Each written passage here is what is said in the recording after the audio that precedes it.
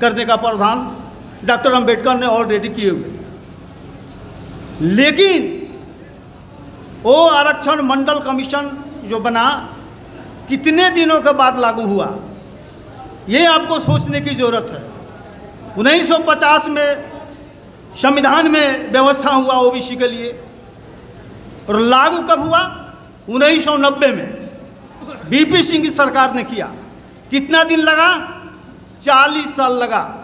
Backward class की OBC के खोज करने में 40 साल लग गया कि कौन ओबीसी है, उसके लिए सुविधा देना है।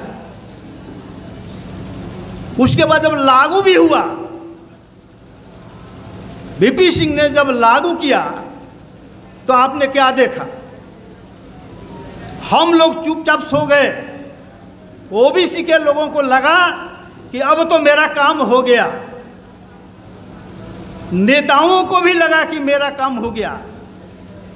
लेकिन जो दुश्मन जो था वो शुरू से और तेजी से लग गया कि किस तरह से, मान लीजिए कि ओबीसी के और जो सामाजिक न्याय की जो बात करने वाले लोग हैं, जो सामाजिक न्याय के तहत आने वाले लोग हैं, उनको किस तरह से कटेल किया जाएगा। उसी के बाद शुरू होता है षड्यंत्र। पहला षड्यंत्र कॉलेजियम सिस्टम को समाप्त करना।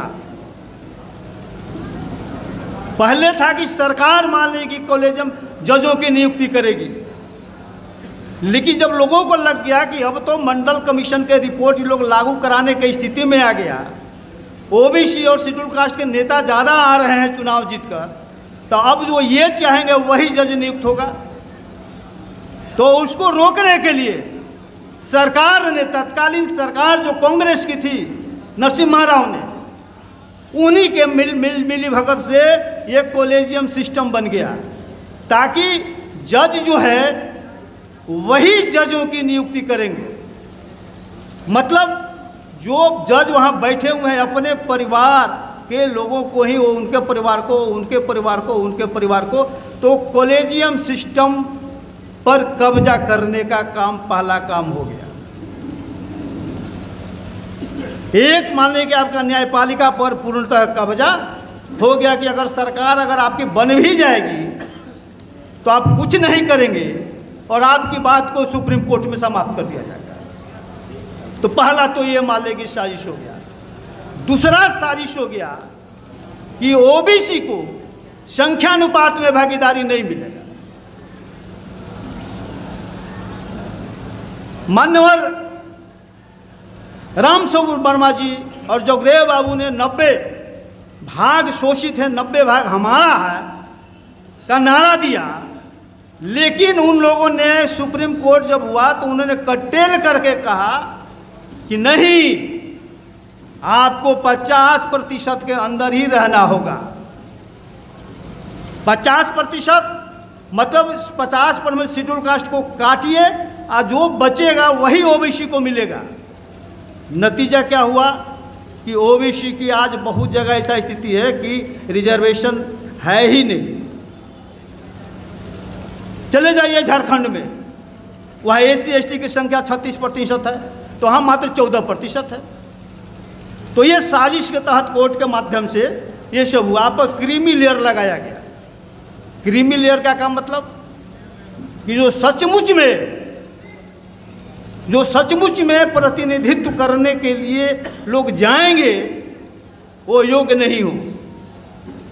जो योग्य करने, जो प्रतिनिधित्व करने के पोजीशन में है, वो उनकी एंट्री वहाँ नहीं हो।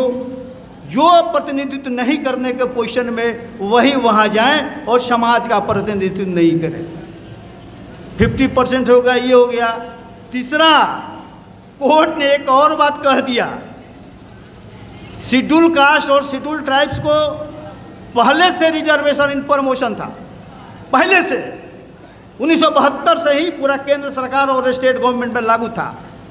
तब तक किसी कोर्ट ने नहीं कहा कि रिजर्वेशन इन प्रमोशन अवैधानिक है, असंवैधानिक है, कभी नहीं कहा। लेकिन जैसे ही ओबीसी को रिजर्वेशन लागू हुआ तो कहना शुरू कर दिया कि तो असंवैधानिक है, असंवैधानिक है। क्यों? इसलिए कि लगा कि अब ओबीसी के लोग भी प्रोन्नति में आरक्षण पाकर ऊपर चढ़ जाएंगे। एससी एसटी को देने से तो बहुत ज़्यादा अंतर नहीं पड़ा कि एससी एसटी बहुत पीछे है, लेकिन ओबीसी तुलनात्मक ढंग से बहुत आगे है एससी एसटी से। इनको जब मौका मिलेगा तो बहुत जल्दी छलांग लगा के ऊपर पद पर चले जाएंगे। तो रोकने के लिए सारा चीज़ हुआ, कहीं कुछ नहीं विरोध हुआ। हमारे लोगों ने कहीं कोई विरोध नहीं किया, हमारे नेताओं ने।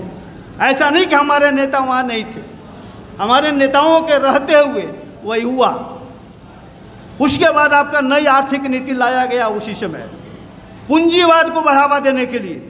एक तरफ डॉक्टर अम्बेडकर ने कहा था कि भाई जो आर्थिक विषमता है, जो एससी एसटी ओबीसी एमबीसी मान लें कि जो जनरल कैटेगरी से जो आर्थिक समाज में विषमता है, उस विषमता को जब दूर नहीं करोगे तो समाज खंडित हो जाएगा, देश खंडित हो जाएगा। इसके विपरीत लोगों ने नई आर्थिक नीति लाकर आर्थिक विषमता को चौड़ा करने का काम किया, इसलिए कि ताकि आपके गरीब लोगों को ये दिमाग में आ जाए ये संविधान हमारे किसी काम का नहीं है। संविधान के विरुद्ध आप ही के लोगों को खड़ा करने के लिए ये सब सारा तमाशा हुआ। आज हम लोग भुक्तभोगी हैं। हमारी सरकारें भी बहुत जगह बनी। बिहार सरकार में 30 वर्षों से बहुजनों के नेतृत्व में ही सरकार चल रही है। कभी लालू जी रहे, उनका परिवार रहा, कभी आज नीतीश जी मान ली की हैं। घुमा फिरा कर बहुजनों के नेतृत्व में ही बिहार की सरकार चल रही है। लेकिन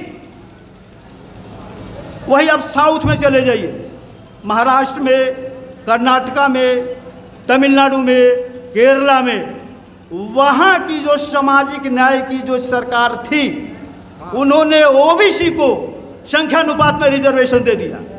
जितनी उनकी संख्या थी उसके हिसाब से रिजर्वेशन दे दिया। नतीजा क्या हुआ कि जो ब्राह्मणवादी ताकतें हैं वहाँ धूल चाट रही हैं, उनको वहाँ मौका नहीं मिल रहा है।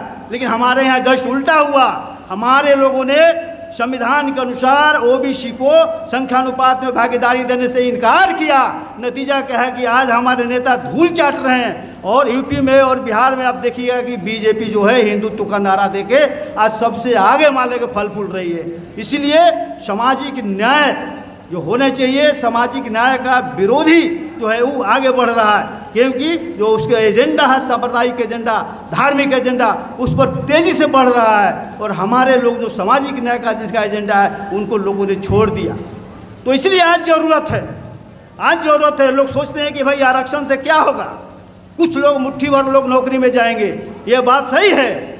लेकिन आप जरा दिमाग लगाकर सोचिए, देश को कंट्रोल कौन करता है? देश को कंट्रोल करने की क्षमता किसमें है? जो एमपी है, जो एमएलए हैं, जो मंत्री हैं, ये आईएएस हैं, आईपीएस हैं, और जो ऑफिसर हैं, वही देश को कंट्रोल करते हैं कि देश कैसे चलेगा। सारा ताना बाना वही मुट्ठी भर लोग जो कहते हैं वही लोग करते हैं।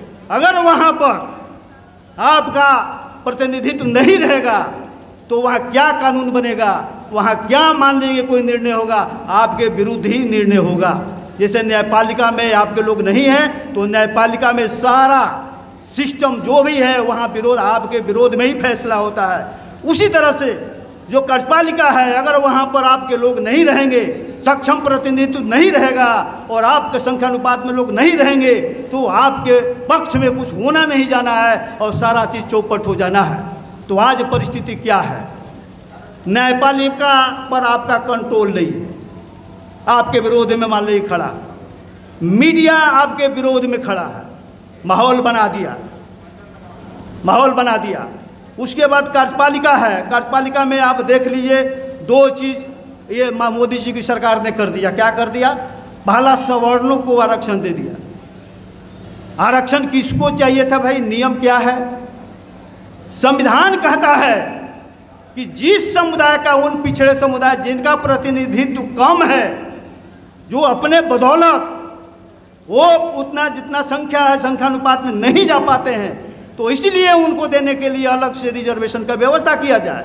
अब बताइए, सवर्णों का प्रतिनिधित्व कम है क्या? सवर्ण ज़्यादा प्रतिनिधित्व लेते हैं, इसीलिए तो इधर रिजर्वेशन की जरूरत है। अगर अपना हिस्सा भर लेते तो रिजर्वेशन की जरूरत होता क्या? तो जो ऑलरेडी पहले ज़्यादा ले रहा है तो संविधान को तोड़ के व्यवस्था हुआ, इसलिए कि सवर्णों का वर्चस्व बरकरार रहे। आप 50% से नीचे रहिए और वो 50% से ऊपर रहे। दूसरी व्यवस्था आप एक सुने होंगे कि ये लेटरल एंट्री का नाम आप लोग सुने हैं। तो लेटरल एंट्री करने का क्या मतलब था? इसलिए कि अपना मन से अपने लोगों को बिना परीक्षा के नियुक्त कर देना, ताकि उनका और वहाँ वर्चस्व स्थापित हो जाए। अपने वर्चस्व को स्थापित करने के लिए, सवर्णों के वर्चस्व को स्थापित करने के लिए ये दोनों चीज़ हुआ। हमारे लोगों ने विरोध नहीं किया, हमारे लोग चुपचाप रह गए, सभी लोगों ने हाथ उठा दिया। तो इसलिए अब जब हमारे लोग मान लें कि नहीं समझ रहे हैं, हमारे लोग बिक गए और हमारे लोग सरेंडर कर गए, तो इसको कौन रोकेगा? समाज के लोग रोकेंगे, जो जनता है वो रोकेगी, सामाजिक न्याय के जो पक्षधर हैं वे लोग रोकेंगे।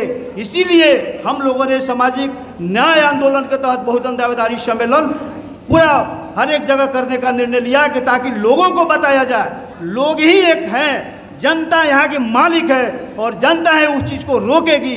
अगर नहीं जनता समझती है तो आपका सारा चीज़ छीना जाएगा।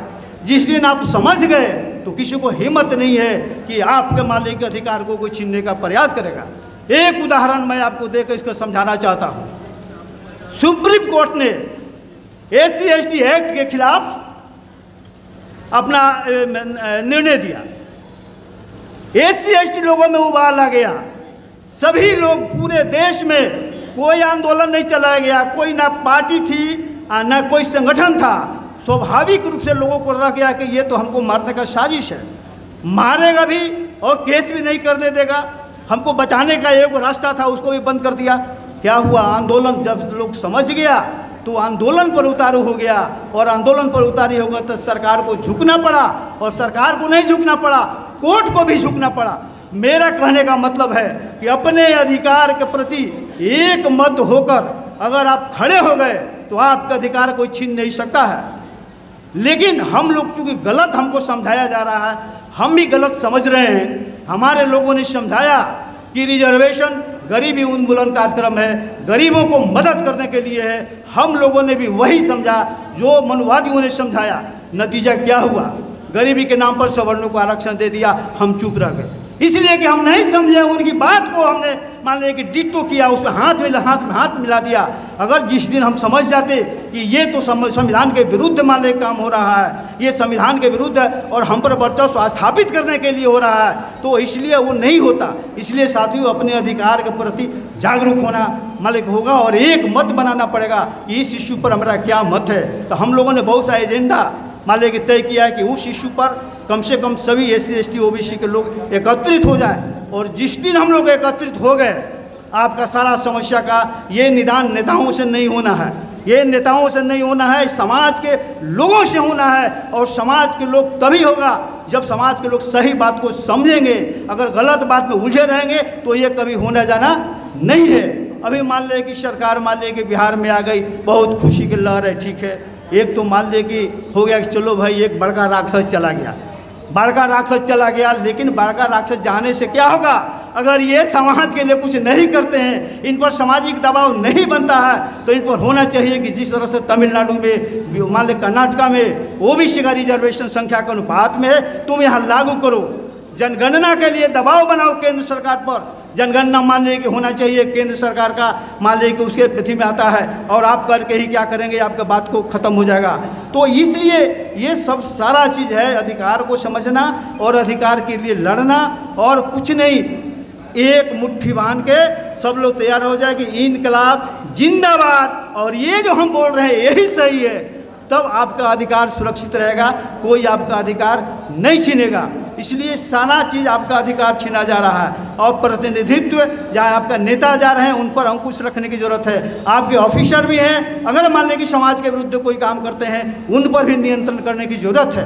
तो इसलिए साथियों, ये बहुजन दावेदारी सम्मेलन का मुख्य मकसद लोगों को बहुजनों के अधिकार को बताना और उस अधिकार पर उनको एकत्रित करना और मुट्ठी बांध के खड़ा हो जाने के लिए आह्वान करना है। और इसीलिए हम लोग ने निर्णय लिया, और पहले पटना में हुआ, उसी तरह से हर एक जगह अभी 8 जगह हो गया है और आगे भी करने का इरादा है कि बहुजन दावेदारी सम्मेलन करके प्रत्येक जिला में, प्रत्येक प्रखंड तक भी हम लोग जाएं, लोगों को जागरूक कर दें। आज जिस दिन लोगों को जागरूक कर दिए तो समझिए कि जो मेरा मेन दुश्मन है राक्षस है वो तो भागेगा ही भागेगा, और जो बीच में दलाली करते हैं, बिचौलिए लोग हैं जो सामाजिक न्याय के नाम पर ठगने का काम करते हैं, उनको भी भागना पड़ेगा। इसलिए साथियों जरूरी है कि हम लोग सही ढंग से सही बात को समझें और सही के लिए, लड़ाई के लिए खड़ा हो जाएं। बहुत मारपीट करने के, हिंसा उंसा करने की जरूरत नहीं है। मेन सही बात को समझना और सही बात को रोड पर, चौरास्ता पर, पान के दुकान पर, चाय के दुकान पर चर्चा में इस चीज़ को लाना है ताकि सत्ता जो है आपके गांव तक पहुंचे। जिस दिन चौक चौराहा पर आपका सत्ता हो जाएगा, आपका देश स्तर पर भी, प्रखंड स्तर पर भी, राज्य स्तर पर भी आपका सत्ता हो जाएगा। अन्यथा आपके नेता वहां रहेंगे। अगर चौराहा पर आपका सत्ता नहीं है, चौराहा पर आप बात करने की स्थिति में नहीं है, चौराहा पर आप की बात कोई सुनने वाला नहीं है, तब वहाँ सत्ता कोई काम नहीं करेगा। इसलिए लोगों को जागरूक करना, और हमको लगता है कि शोषित समाज दल के हमारे राष्ट्रीय अध्यक्ष आए हुए हैं। हम लोगों ने बहुत शोषित समाज दल का जो एजेंडा है, शोषित समाज दल का जो 90% का एजेंडा है, वही एजेंडा सामाजिक न्याय आंदोलन का भी है, अब सब मोर्चा का भी है। इसलिए उस आंदोलन को हम लोगों ने कहा कि एकत्रित होकर इस समाज को यहाँ एकत्रित करके और आंदोलन को आगे बढ़ाया जाए। और उम्मीद करते हैं कि ये आंदोलन बिहार में विकल्प खड़ा करेगा, बिहार में एक विकल्प खड़ा होगा जब दोनों को, नागनाथ और सांपनाथ को, दोनों को रगेदने का काम करेगा। इसलिए साथियों सिर्फ एक हो जाने की जरूरत है। इन्हीं शब्दों के साथ अपनी बात समाप्त करते हैं। जय भीम, जय भारत, जय जगदेव, जय संविधान।